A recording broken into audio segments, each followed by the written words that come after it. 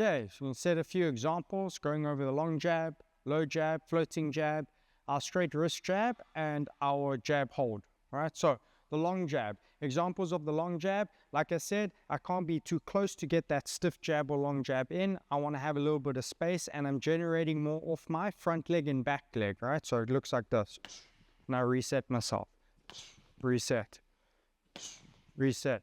Making sure that I can generate enough power that this individual respects my jab, because a long jab has to have that power in. If I'm just flicking this, there's no power generated, which means that it's not a stiff jab.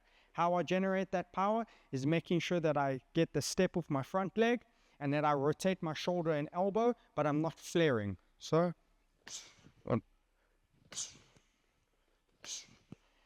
when we're doing the long jab as well, don't forget to reset your legs. I'm not long jabbing, he's standing his ground, and I long jab, and now I'm in a different type of basically striking management, where now I can touch him with hooks, elbows, and uppercuts, right? I want to make sure that I get back into my jabbing range.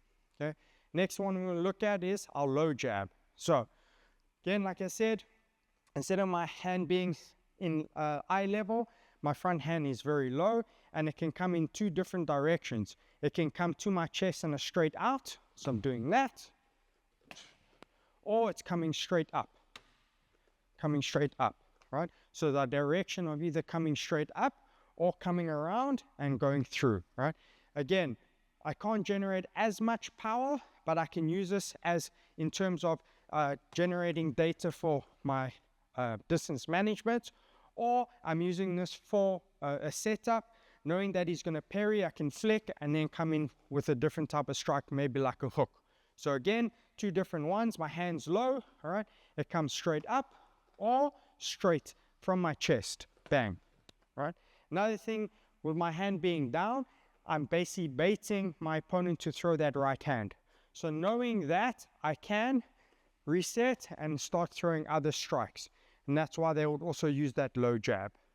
Next one is our floating jab, right? So the floating jab disrupts vision, right? So my hand being out a little bit, I can either have my hand up, which covers more space. With a boxing glove, I will cover more space, right?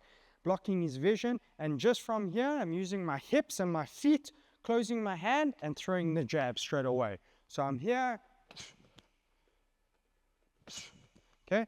Again, not generating as much power, but I can use this to block his vision, to get my points in, and to set up other strikes.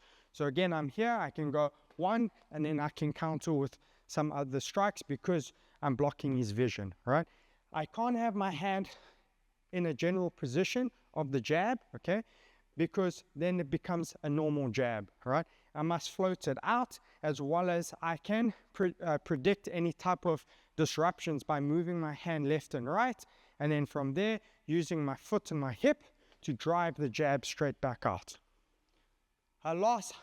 Second last one is our straight jab wrist, right? So like a traditional jab, I'm throwing that jab and rotating my hip, my foot, and my wrist, okay, to drive my knuckles in.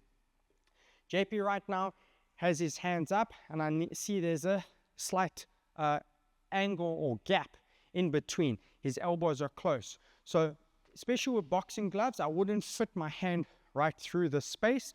So instead of rotating, I keep it straight, right? So from here, I'll keep it straight, and I'm able to get through that space of his blocking system, basically, right? So if I'm going to his hand, a normal jab will look like this: rotation, rotation.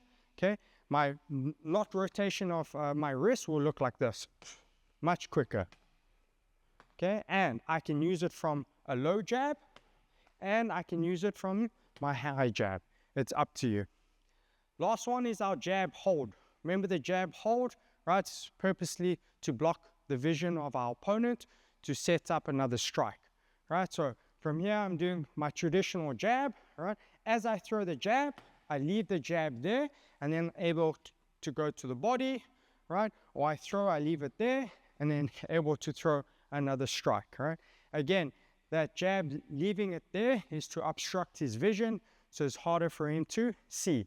Now, when I leave my jab there, important that my chin is behind my shoulder, because as you can see, if JP throws that hand, he's able to connect to me. So when I jab and I leave it there, I'm having my chin behind my shoulder. So if he does throw something, I'm covering my chin.